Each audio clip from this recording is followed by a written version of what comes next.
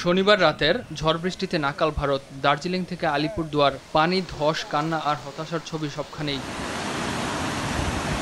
টানা বৃষ্টির ফলে পাহাড়ের বুক ফুঁড়ে নেমে এসেছে ঢল, নদীর পানি উপচে পড়ে চাপা পড়েছে ঘরবাড়ি।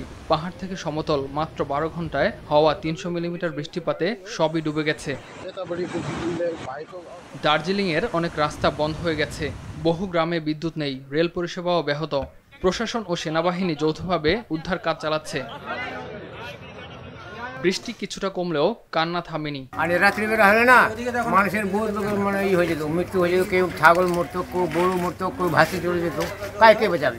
ছাগল মারা গেল, কেউ আসলো না, আমরা এত মানে ভক্তি সেখানে পর্যন্ত কিছু পাই না। আমরা একটা সরকারি ঘর পর্যন্ত পাই না, আর যাদের ঘর আছে তারা 2-3 বার করে ঘর পাচ্ছে।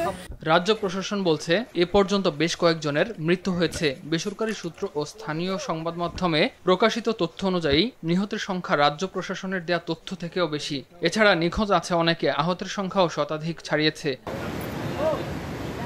পাহাড়ের বহু রাস্তা ধসে গেছে, সেতু ভেঙে পড়েছে, বিচ্ছিন্ন হয়ে গেছে যোগাযোগ ব্যবস্থা। সেনা, এনডিআরএফ, পুলিশ সবাই মিলে যুদ্ধকালীন তৎপরতায় উদ্ধার কাজ চালাচ্ছে। সবচেয়ে বেশি ক্ষতিগ্রস্ত মিরিক, টংলু, সুখিয়া পোখরি, গ্লেনবার্ন অঞ্চল। শিলিগুড়ি মিরিক সেতু ধসে পড়ায় উদ্ধারকারীরা বিকল্প পথ করছেন। পশ্চিমবঙ্গের মুখ্যমন্ত্রী মমতা বন্দ্যোপাধ্যায় বিমানে করে দুর্গত এলাকায় গিয়ে চলমান বন্যা ও মানবসৃষ্ট বিপর্যয় দেখভাল করছেন। কেন্দ্র প্রশাসন বাংলাকে উপেক্ষা করছে বলেও অভিযোগ করেন তিনি। আবারও ইন্দো ভুটান নদী কমিশন গঠনের দাবি তোলেন মুখ্যমন্ত্রী। ভুটানের ব্যাপারে আমি চিঠি দিয়েছিলাম প্রধানমন্ত্রীকে যে ইন্দো ভুটান একটা রিভার কমিশন করা উচিত, কিন্তু আমি এখনো পর্যন্ত কোনো রেসপন্স পাইনি। ইন্দো ভুটান যে রিভার কমিশন করা উচিত, তা না হলে নর্থ বেঙ্গল প্রতিবার কত আর ফেস করবে, ওদিকে সাউথ বেঙ্গল ফেস করে ডিবিসি, পাঞ্চেত, মাইথন আর ফরাক্কার জলে ড্রেজিং করে না, আর এদিকে সংকোচ ভুটানের প্রায় 56টা নদী প্লাস সিকিমের 14টা হাইড্রেল পাওয়ার করেছে। সমস্ত জলটা চলে আসে, জল ওখানে রাখার জায়গা নেই, সবটাই এসে বাংলাকে ভাসিয়ে দেয়। এদিকে মমতা বন্দ্যোপাধ্যায়ের অভিযোগের প্রেক্ষিতে কেন্দ্রের পক্ষ থেকে ত্রাণ তহবিল পাঠানো এবং রাজ্য প্রশাসনকে সহযোগিতা করা হচ্ছে বলে দাবি করা হয়। যদিও পাল্টাপাল্টি দোষারোপ এখনো থামেনি। রাজ্যের বিরোধী দল বিজেপি বলছে ত্রাণের নামে রাজনীতি নয়, প্রশাসনিক সমন্বয় দরকার।